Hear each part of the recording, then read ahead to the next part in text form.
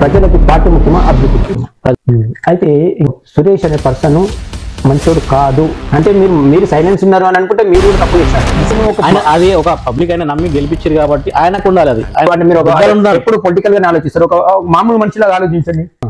ఏం డెవలప్మెంట్ చేయట్లేదని కూడా తెలుసు. మీరు పబ్లిక్ లాగా ఒక వాయిస్ ఇవ్వండి. మీరు సెటిల్మెంట్లు అవి ఆ పంచాయతీలో ఉంటుందని చెప్పి అందరూ తెలుసు. నెక్స్ట్ మిమ్మల్ని గెలిపిస్తే మరి మీరు కూడా అట్లే సరే.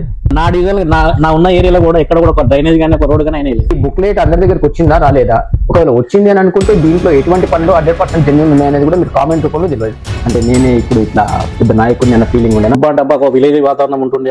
అంటే మీరు చేసేది ఏమున్నది, ఇప్పుడు కార్పొరేటర్ చేయాల్సింది ఏముంది, మున్సిపల్ చేస్తుంది కదా ఏదైనా కానీ, సెంట్రల్ లైటింగ్ అయినా కానీ కూడా డ్రైనేజ్ కొత్తిల్లు కట్టింది అని చెప్పేసరికి వాళ్ళ ఇంటి దగ్గర పోయి డబ్బులు వసూలు చేస్తున్న రోజులు కూడా ఉన్నాయి. దాన్ని నేను సమాధానం చెప్పుకుంటాను. అంటే దుబ్బ బైపాస్ జీజీ కాలేజ్ నుండి ఈ సరౌండ్ మొత్తం ఈ మెయిన్ రోడ్ కి రైట్ సైడ్ లో మొత్తం రైల్వే గేట్ వరకు కొట్టనికి వచ్చేది ఒకటే తక్కువ ఉన్నది. అంటే రోడ్ వ్యాలిడిటీ ఎంత ఉంటుంది, అంటే 2 సంవత్సరాలు ఉంటుందా 3 సంవత్సరాలు ఉంటుందా? అంటే ఇది మాజీ కార్పొరేటర్ గా ఉంది, మీరు ఆపోజిషన్ లో ఉండి ఏం చేస్తున్నారు?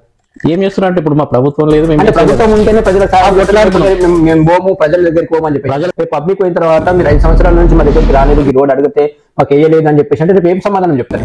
ఇప్పుడు ఏది ఎఫ్ఐ ముందు ఉన్న స్పెషల్ వాటికి ఏంటంటే ఒక కమ్యూనిటీకి సంబంధించింది అక్కడ ఏది మారోడీస్కి ఒకటి ఉంది, కట్టే వాళ్ళకి ఒకటి ఉంది, దాని పక్కకు సార్వజనిక ఉన్నది. సరే మీరు అన్నట్టు సార్వజనిక ఉన్నది, ఇది కూడా సార్వజనికే. ప్రభుత్వం ఉండే, మీరే ఎంపీ ఉండే, మీరే ఎమ్మెల్యే ఉండే, దాన్ని ఎందుకు డెవలప్ చేయలేకపోయింది?